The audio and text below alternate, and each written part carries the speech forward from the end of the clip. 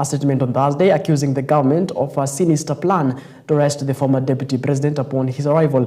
Malala further accused the National Assembly Defense and Foreign Relation Committee chair, that is Nelson Koech, of calculating a plan to divert Gashagua's flight to Mombasa or Kisumu to prevent him from addressing the nation from Nairobi. Now, according to the opposition outfit, Gachagua is expected to land in the country on Thursday, 21st August at noon.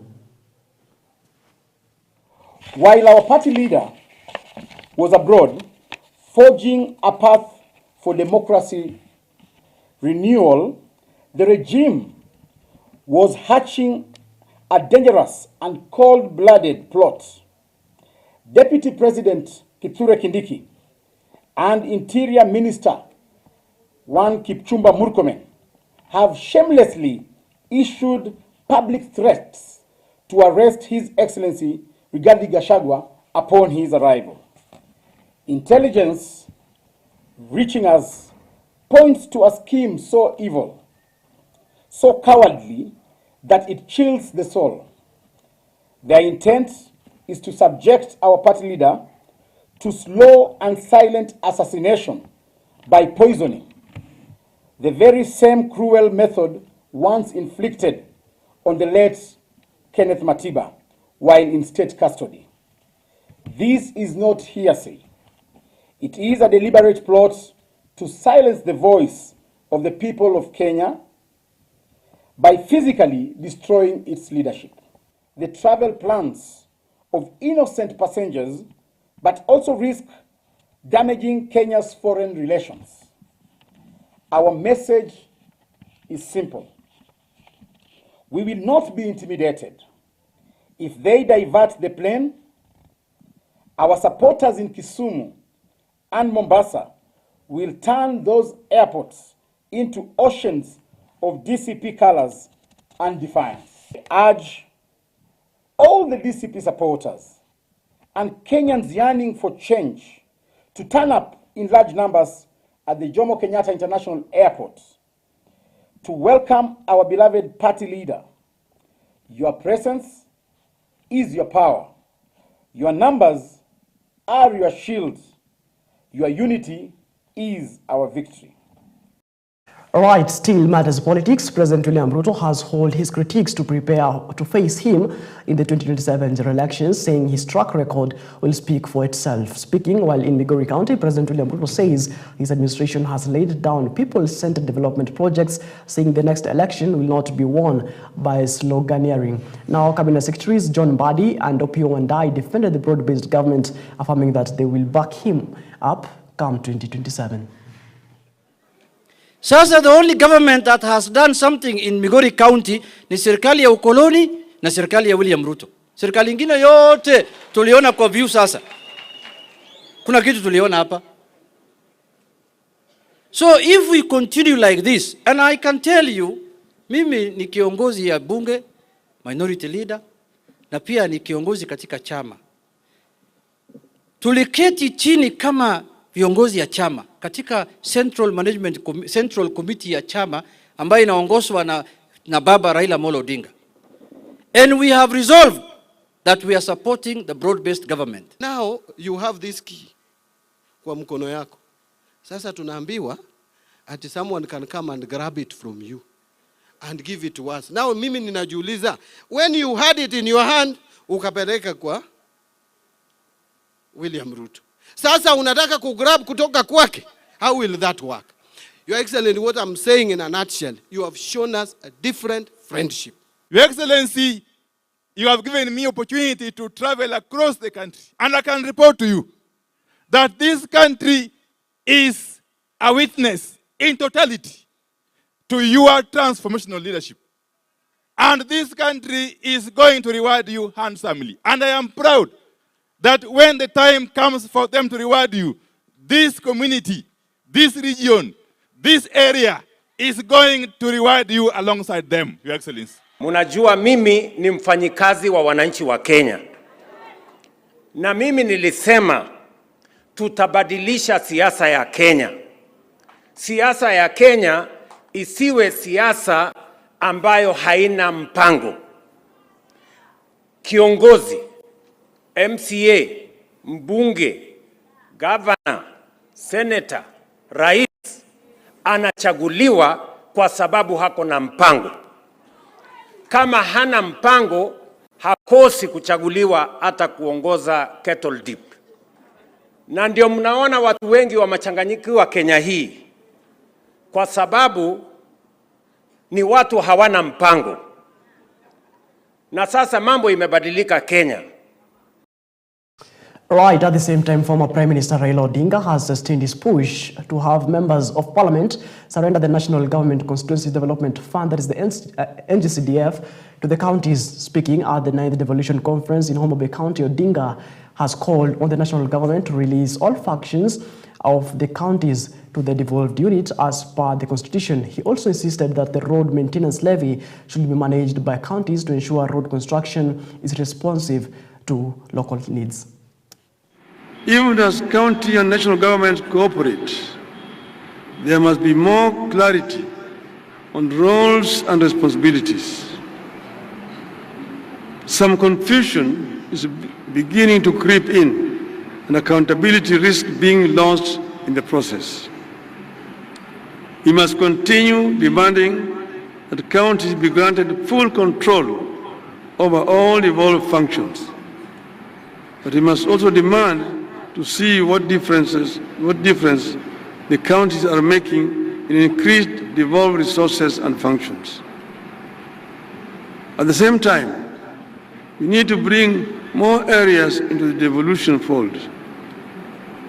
Our constitutional making was characterized by negotiations and give and take. To avoid a war, for example, with NAT, we only devolve early child development aspect of education. Because NAT had threatened us that if we devolve education, they are going to mobilize teachers to oppose the new constitution. And that's why education was not fully devolved. We must now break the cycle of managing our schools from far away in Nairobi. The time has come for Kenya to devolve education up to secondary school. It makes no sense to see a minister of education going to Marsabit, to Garissa, inspecting primary school structures or construction. It's a shame, because that is the work that should be done by the governor of the counties there. Right, still matters politics. The Prime Cabinet Secretary Musalia Mudavadi has asked county leaders from the Malava to ensure that the constituency elects a United Democratic Alliance candidate in the November 27th by-elections. Mudavadi, also Cabinet Secretary for Foreign and Diaspora Affairs, said it was important for the residents of Malava to continue being in government as the late MP Malulu Injendi has ensured that they were inside the Kenya Kwanza coalition government. Speaking when he met the sub-county and ward administrators, it will send a wrong message if they elect a legislator from the opposition who is without the trust of the current sitting government. Tunataka mtu ambaye will quickly fit into the system ya serikali. Si nimekunywa maji hapa, nimewacha glasi yangu hapa. Nikitoka hapa, I will have my glass of water. Hata nikienda nje, I can come back and have my glass of water. Why? Because I trust the people sitting on the table. I trust Okoth, I trust you, Lunani, and our officer. Can you imagine if I walked out and I came back and I told the waiter, wewe niletee chupa ingine ya maji? What does that mean? What does that mean? Sasa, nyinyi mnataka kama President Ruto amekaa pale na atembee nje na amekaa na mtu wa Malava akirudi aseme bwana leta glasi nyingine.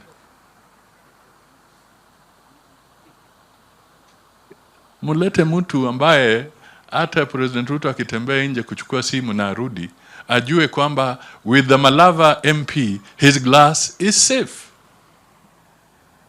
Give us a leader that we can all trust and you can trust and we can work with. So this is the Malava we are looking for. I will not force anybody on the people of Malava. But ukichukua kalamu na uende nyumbani and you start writing the qualities that you want, surely you will know systematically who the person should be. Lakini ndugu zetu ambao walikuwa ni wapinzani wakubwa wa hii chama ya Kenya Kwanza, ODM, wakati wao waliamua kuingia katika broad-based, walikuja kwa fujo, vishindo, nderemo na wamekaa katikati ya serikali.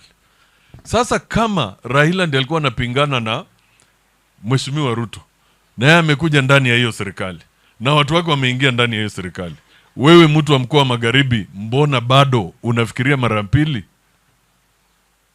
Si kama ulikuwa ODM iko ndani ya serikali, na kama ulikuwa Kenya Kwanza iko ndani ya serikali?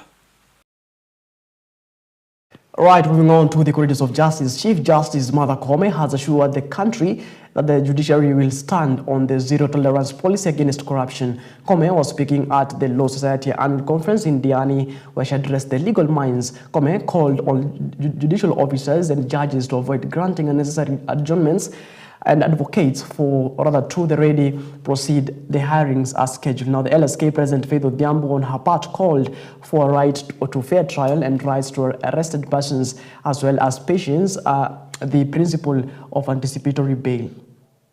I want to use this opportunity to emphasize that we must work together to eliminate corruption and unethical conduct in the justice sector. As Chief Justice, I have declared zero tolerance for corruption. The other day we launched a call center, and I sent one of the message to run in our mobile app is that we don't take bribes, we don't ask for facilitation, and don't bring money to the judiciary. And if you ask for money, call this number. And the number will come straight to me with a written message. So it is for this reason that beginning this year we have upscaled our anti-corruption initiatives. We have rolled out court integrity committees in our court stations. These courts include representatives of LSK. Friends, anticipatory bail is neither a Kenyan innovation granted on whims, nor does it amount to judicial endorsement of crime. The judiciary is a fact finder guided by the law and evidence, and not to be swayed by political sensationalism. As we proceed with this conversation on constitutionalism, we urge the judiciary, which is ably represented here today, to remain astute to the discharge of its functions regardless of the attacks associated with a highly potent social political scene. While the Constitution requires legislature and the executive to be checks and balances to the judiciary, it does not presuppose that they are competent to play an advisory role on the discharge of judicial authority, nor does it contemplate the threats and coercion. The judiciary must discharge its role without external interference or corruption. Right now, the Independent Electoral and Boundaries Commission, that's the IBC, has called on Kenyan youth to turn out in large numbers to register and participate in the 2027 general elections. Speaking to the press, IBC chairperson Erastus Edang noted that 40% of registered voters did not cast their ballots in the year 2022 polls, a figure he said could have significantly influenced leadership outcomes across various positions. Deputy Chairperson Fahima Arafat Abdallah encouraged young people to make constructive use of social media platforms to inspire participation and raise awareness ahead of the voter registration exercise. The Commission announced that the official voter registration schedule will be released within the next 2 weeks, urging all eligible youth to be ready to take part in the shaping the country's future through the ballots. As IBC, we have a responsibility to not only manage credible elections, but also to nurture a culture of participation by ensuring every Kenyan is included, informed, and empowered to participate. When I mean empower, we as a commission, led by our chairman, we will move to each and every part of this country and ensure our officers led by our CEO or the Commission Secretary, reaches each and every Kenyan so that one can make an informed decision. Many a times people think that it is my right to vote, but we little know what is our responsibility. We want everybody to count. And with whatever energy Mzee has, please, let us reach out to these marginalized groups. The young, actually, you should be, immediately after this forum, you should be the first one to go to some of these remote areas to get these people involved. So this time, let us not leave no one behind. Let us not have some results being declared without certain villages, because they also matter.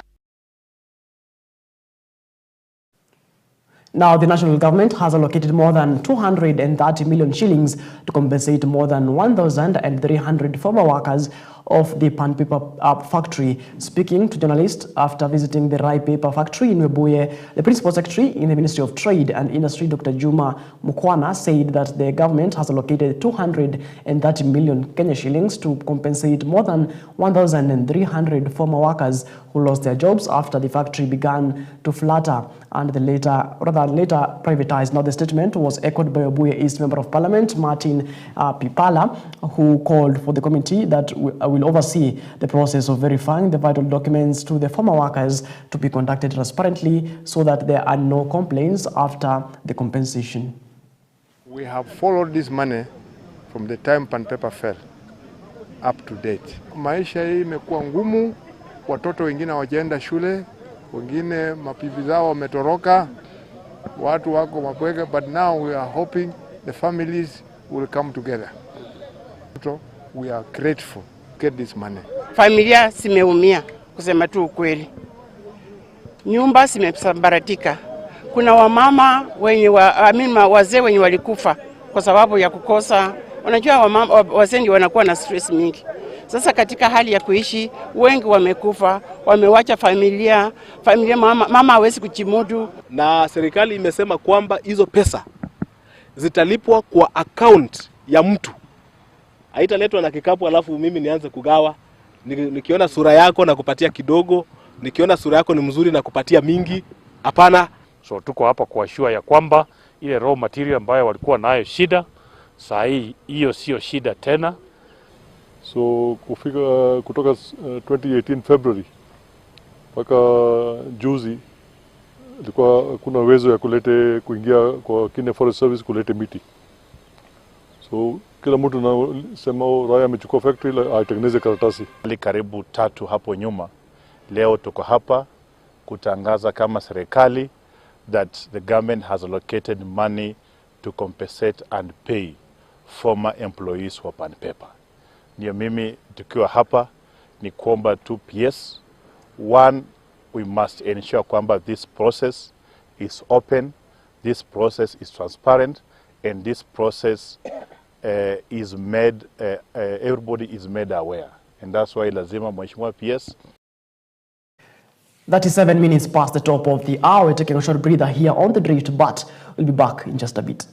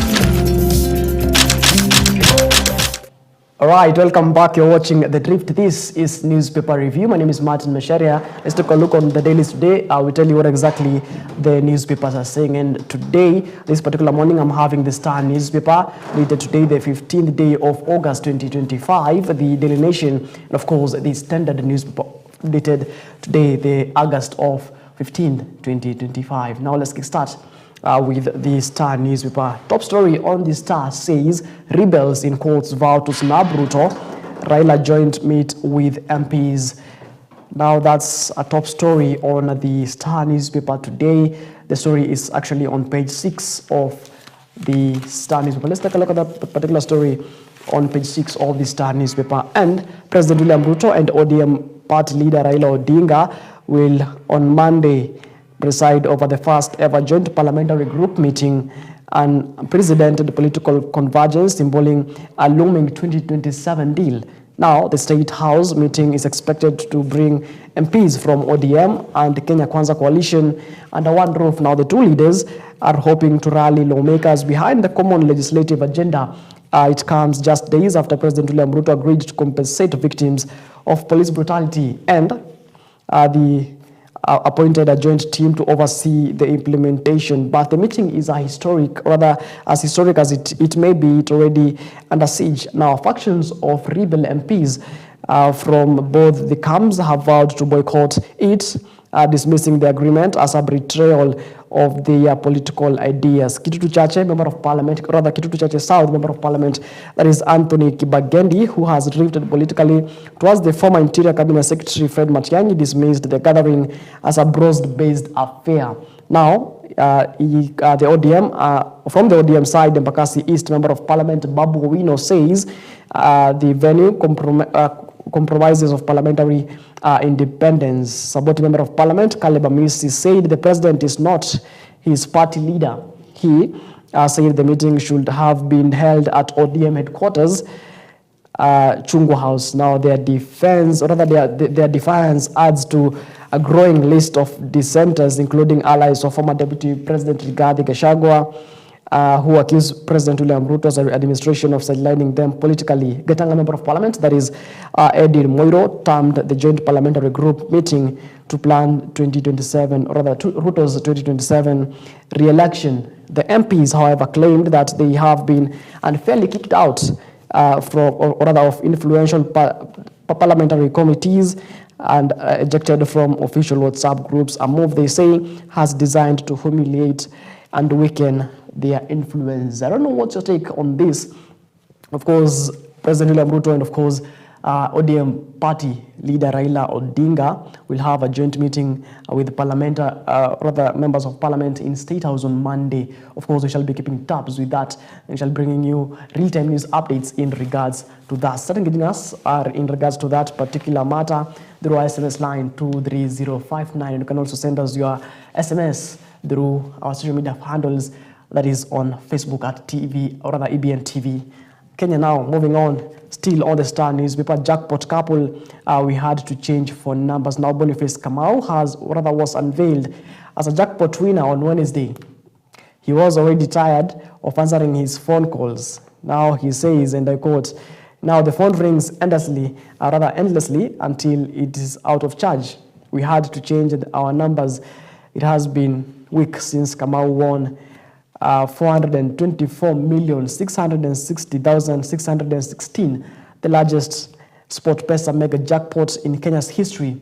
For the first time since their win, Kamau and his wife Veronica Wahu opened up about their lives before and after the moment that changed everything." I don't know what you could do with that particular amount of money, 424,660,618. Of course, that's a story on page 2 of the Star newspaper. Now, moving on, ex-Rerek boss locked up for 4 years over forged master's degree. Now, a former manager of the Rural Electrification and Renewable Energy Corporation has been ordered to pay a fine of 3.1 million Kenya shillings or be jailed for 4 years after being found guilty of using a forged certificate to land his palm job. Now, Nairobi Anti-Corruption Court magistrate, that is Celesta Okere, or rather Okore, beg your pardon, from Noah Oluoch, and found Noah Oluoch guilty of 2 of 3 counts, fraud and forgery. He was charged with. Oluoch was in April last year, charged with 3 counts of fraudulent acquisition of public property, forging and uttering a false document. Of course, that's a story matters corridors of justice on page 9 of the Star newspaper. Now, audit flags industrial scale CDF looting and the MP's watch. Now, key highlights of NGCDF audit 2024 says, and the Star has tinted a picture of us there, and 2.1 billion Kenya shillings goes to unsupported bursary disbursement. 1.7 billion Kenya shillings irregular distribution of bursary funds. 7.4 million Kenya shillings misclassified bursary expenditures, rather 23 million Kenya shillings misclassified expenditure, 21.5 million Kenya shillings unauthorized bursary expenditure, and 1.3 billion Kenya shillings unsupported expenditure in 99 units. 1.3 billion Kenya shillings and reconciled variances, I beg your pardon, and 3.6 billion Kenya shillings unsupported bank balances, 548 million and returned to CDF board account, and confirmed cash balances, that is 427 million. Of course, that's a story. You can get it on page 4 and 5 of the Star newspaper. Now let's move on to the Daily Nation, dated today, the 15th day of August 2025. Now, top story on the Daily Nation: Mr. President exposed the corrupt MPs. Now, firestorm: President William Ruto warning to bribe-taking lawmakers has sparked controversy, while with some MPs conceding the House had become a den of graft and others fighting back. Leaders now want the president to name and shame the rogues. Let's take at that, look at that particular story on page 4 and 5 of the Daily Nation. And one may wonder, you're working with people who you know they are corrupt. What's your take on that? Now, leaders have asked President William Ruto to forward the list of MPs he has accused of turning parliamentary committees into avenues of soliciting bribes to the anti-graft agency. Now, at the opening of the devolution conference in Homa Bay County on August 13th, President William Ruto accused some MPs of soliciting bribes from state officials to alter committee reports in their favor. Now, the president had made similar accusations a week earlier at a forum with the private sector, where he had blamed corporate executives of bribing MPs in influencing policies and laws. Former Attorney General Justice Muturi, who said he had been a victim of rent seekers during his vetting for cabinet, and Kisii Senator Richard Onyonka, who challenged him, who said parliamentary is a graft den, challenged him to take evidence of corruption of the Ethics and Anti-Corruption Commission, that is the EACC investigations. Now, Chairman of Senate Committee Moses Kajwang and Godfrey Otsotsi, and that is Wamboka Wanami, and who is in Public Investments Committee, says, however, dismissed the president's allegations. Right? State House spokesperson Hussein Mohammed promised to respond to our questions on the matter, but had done so by press time. Right? That's a story. You can get it on page 4 and 5 of the Daily Nation. Right, moving on. Raila backs governors to snub Senate. Now, ODM party leader Raila Odinga has told senators they have no legal mandate to summon governors to answer audit queries. Mr. Odinga says governors should account for their public spending before their respective county assemblies, a statement that is set to embolden MCAs. That's also a story on page 6 of the Daily Nation. Also, there is a picture there of ODM leader Raila Odinga and Homa Bay County Governor, that is Gladys Wanga. Right there. All right, now let's take a look on that. What was making headlines on the Standard newspaper. Top story on the Standard newspaper says ridiculous displays. Millions sunk into a glittering jamboree of convoys, luxury hotels, and joyriders. The Homa Bay Devolution Conference has exposed a grotesque pageant of waste, governors rolled in with fleets of fuel guzzling Prados, AIDS flashing designers' watches, and delegations of up to 100, yet county stands lay bare. Bungoma's display was a governor's chair and unpacked phones. Kisumu offered biscuits and books. Siaya brought 4 pieces of dried fish from private trader, as Baringo displayed a few tins of honey and pamphlets. Taxpayers picked up the tab as the leaders reviewed the success of the meeting. Now, the Standard there, if you can see right there, there is pictures right there on the front page of the Standard newspaper, and there are ornaments from the Maasai community. Of course, Toyota Prados, very fancy cars, German machines in the governor's fleet at the devolution conference in Homa Bay. Now, the county bosses traveled with encourages of more than 50 people. And one may wonder, no schools in their county. But anyways, let's take a look at that particular story on page 4 of the Standard newspaper. Now, a devolution conference brings together county and national leaders, experts, investors, and public to deliberate on the progress made so far, compare notes, learn from best practices, and exhibit the best developed units that has offer the country now. However, the physical form of shame was to be photographed. Look no further than the ongoing devolution conference in Homa Bay, where governors and senior county officials displayed lavish and extravagant spending, and but had nearly nothing to showcase in the exhibition's standards. It is an event that has gobbled millions of taxpayers' money, a luxury trip for politicians and their cheering squads, and a show-off of some newest fleets of luxury cars. From the demonstrations of wealth and opulence, it was easy to tell where the 4 trillion Kenya shillings that President William Ruto said counties have received since 2013 has been going, and how the need to satisfy personal comfort is a priority for the devolved units. Now, the county chiefs, their junior staffs, and political allies tagged along to enjoy the fruits of devolution, took South Nyanza by storm, disrupting traffic with cool cars taking over high-end hotels, with some donning the best clothes and watches money can buy in a display of ostentation. Now, and the razzmatazz did not come cheap.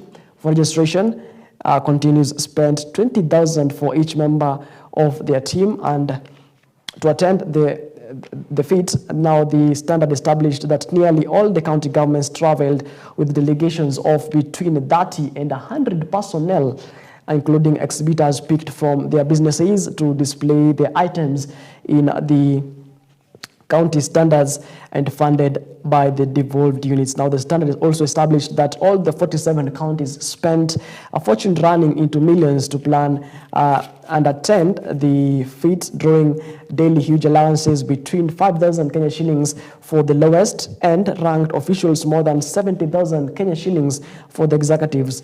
Now, while some opted to spend their nights at lavish hotels in Homa Bay, Rusinga Island, and Mangano Island, others opted to make their daily 107 kilometers trip to Homa Bay from Kisumu with their fleets of fuel guzzlers. Nearly all governors had a convoy of at least 3 luxury cars as their county executives and other junior officers zoomed across the town in other county vehicles. Critics claimed that costly conference was a money-minting self-reward scheme for county honkers alongside their youth wingers. Of course, there's a story exclusively on page 4 titled "Governors Blow Millions in Homa Bay but Have Nothing to Showcase."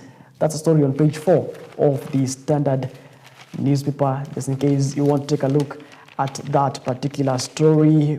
Moving on to the corridors of justice, page 1 of the Standard. Page 2 of the Standard newspaper says court rejects employment till death, petition upholds set retirement age. Now, employees have no option but to retire upon reaching the mandatory age after the High Court declined a petition to extend the retirement age beyond 60 years In his judgment, Justice Lawrence Mugambi ruled that unless one is engaged on a controversial basis after retirement, there is no legal justification to prolong employment based on an individual's desire to continue working and earning. Now, the judge found that the petitioner, Charles Chege, had not demonstrated that the current age limit set by different employers amounted to discrimination. He noted that while civil servants must retire at 60 or a maximum of 65, or for persons with disabilities, the MPs and president are not. The MPs and the president, however, not have a set retirement age. Right? That's a story, Matters Corridors of Justice on page 2. Now, it is now a must that you retire. If you are a public servant, you retire at 60. The High Court upheld the petition and sets the retirement age to be 60 and 65 to the people with disabilities. Right, moving on to some other stories right here on the Standard newspaper. KU confirms his prowess on stage with Trophy Hall at music festivals. There's a story on page 3 of the Standard newspaper. Now let's take a look, because I'm a sports person, let's take a look on what has been making headlines in the world of sports. Now, from across our borders, sports, Reds splash out 45 billion to secure Premier League top dog status, now fresh from the storming to a record equaling 19th English top flight.